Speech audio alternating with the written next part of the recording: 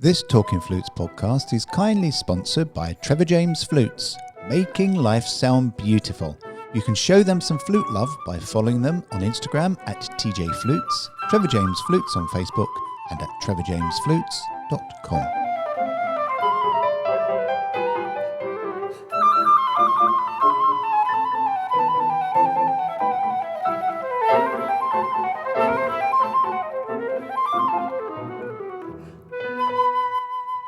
Hello and welcome this week to Talking Flutes with me, Jean-Paul Wright, and Claire Southworth sat opposite me, and we're back in Hove again, answering your lovely questions. And should we just go straight in this week, Claire? Let's go straight in.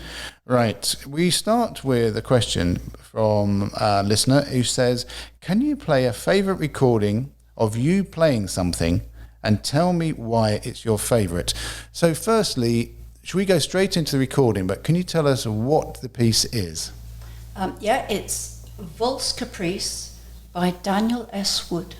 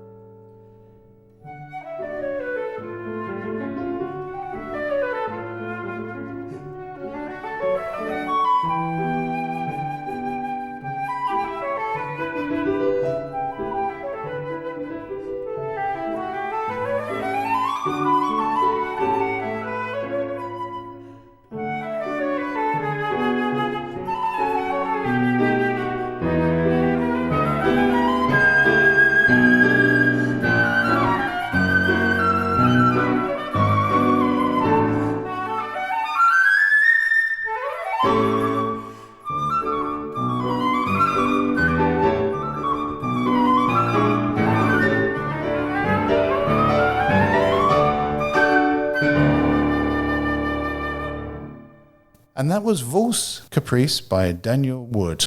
Claire, tell me why that is, of all the recordings you've done, why that was the one you chose. Okay, well, Daniel S. Wood, he was born in 1872, died in 1927. He was principal flute with the London Symphony Orchestra from 1910, and he taught flute at the Royal Academy of Music.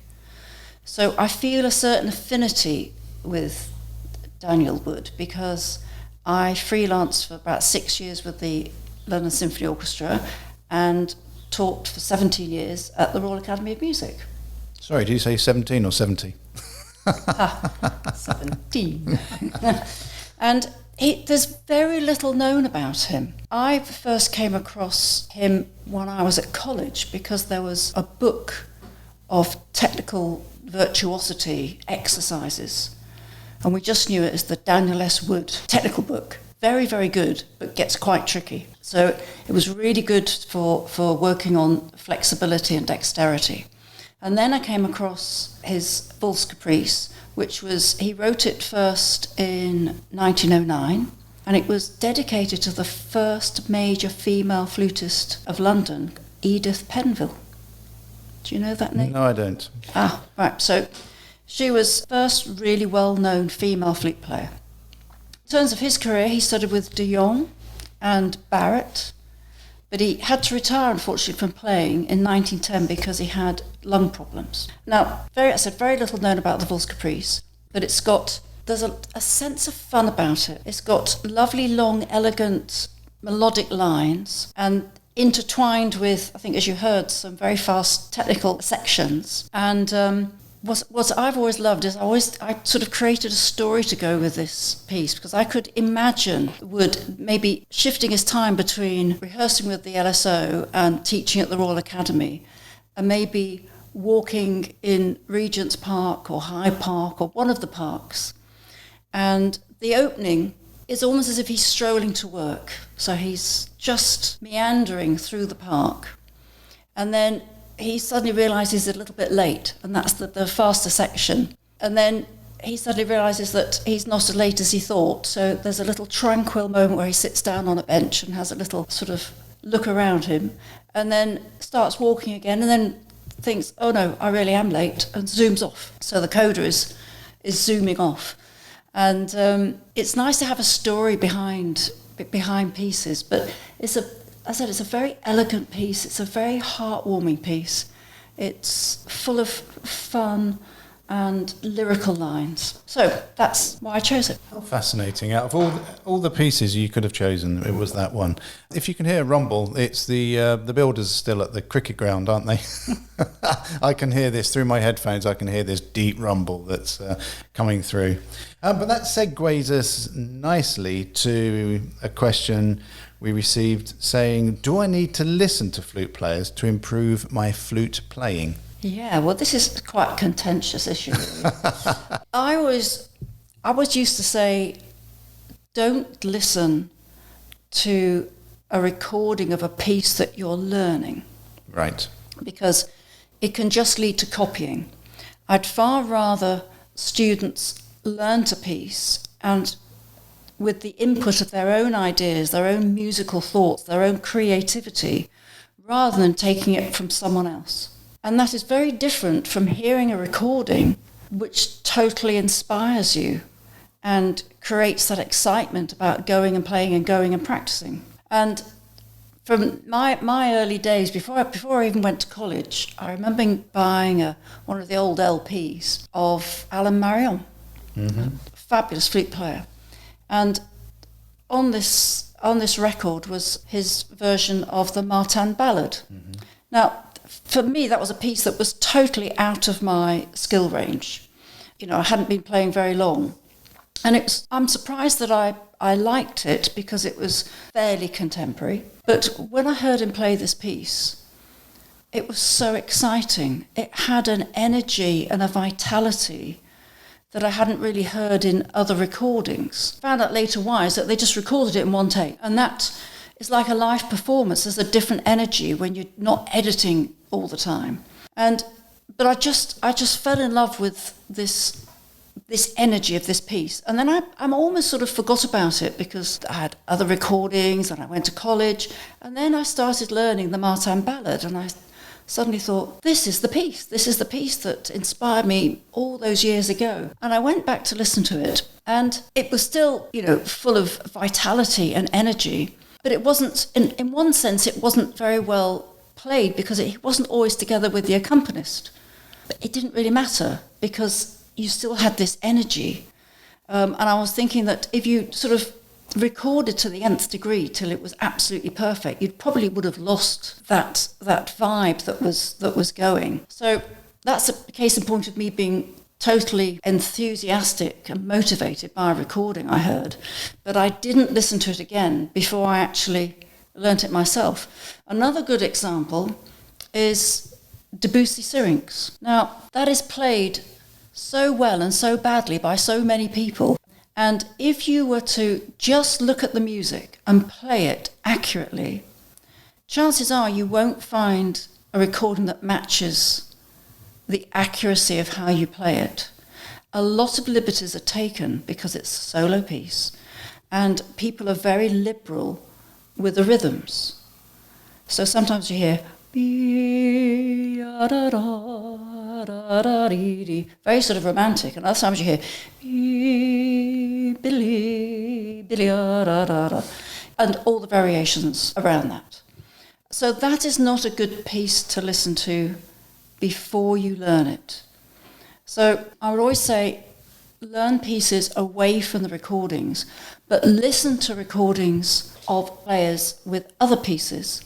And more importantly, listen to recordings of other instrumentalists where you get inspired again by an energy that's not necessarily flute. I'm trying to think of the people I used to listen to.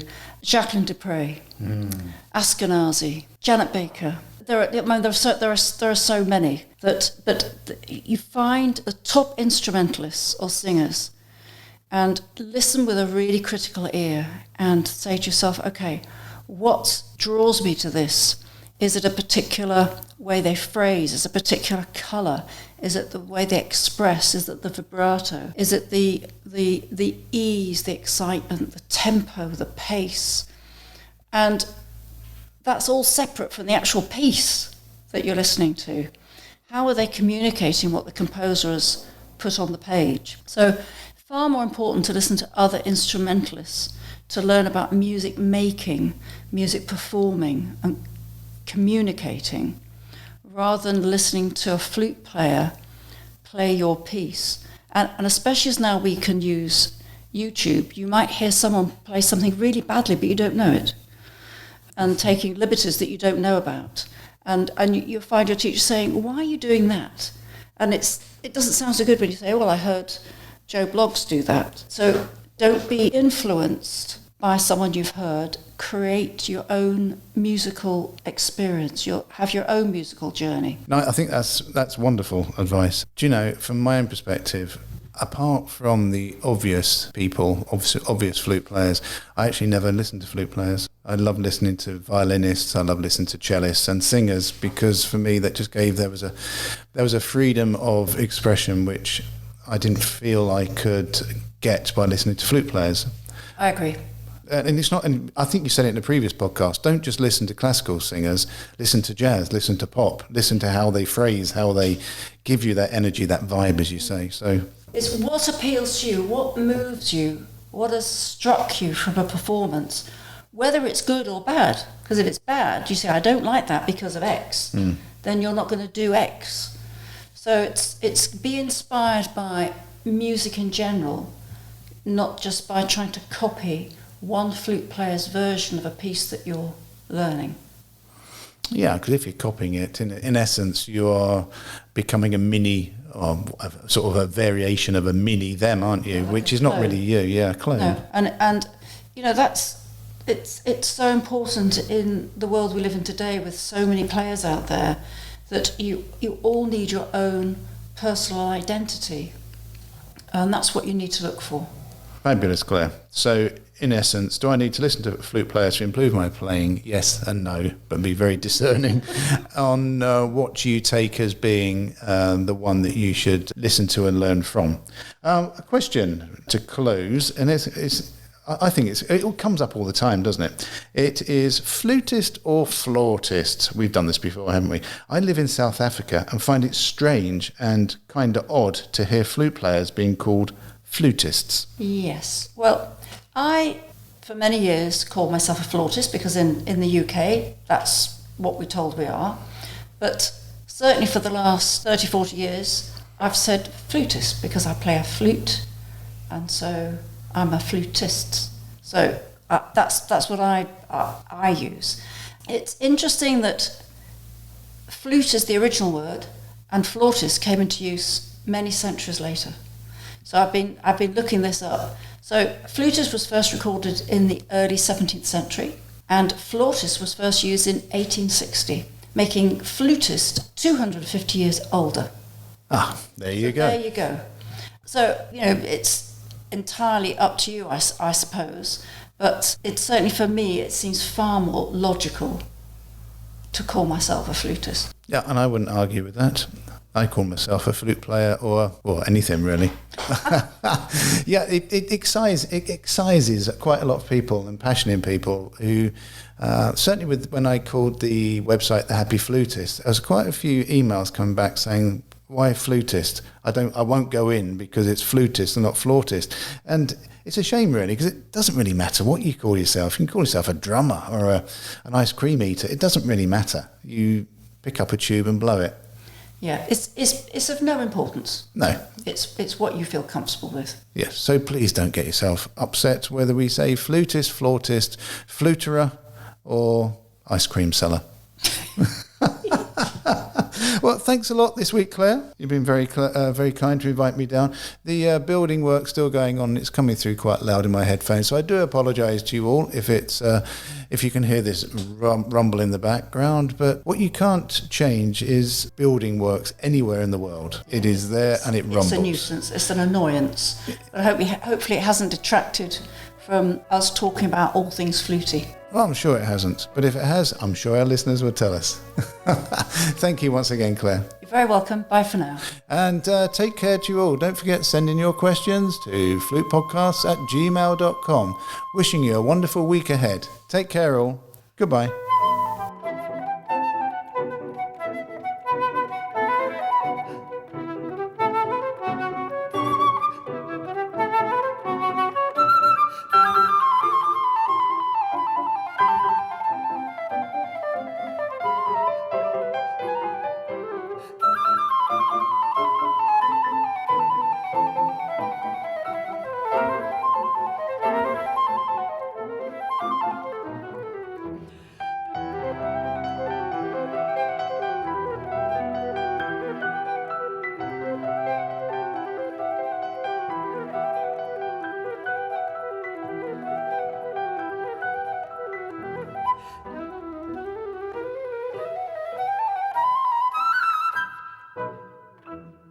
Talking Flutes and Talking Flutes Extra are podcast productions by the Trevor James Flute Company.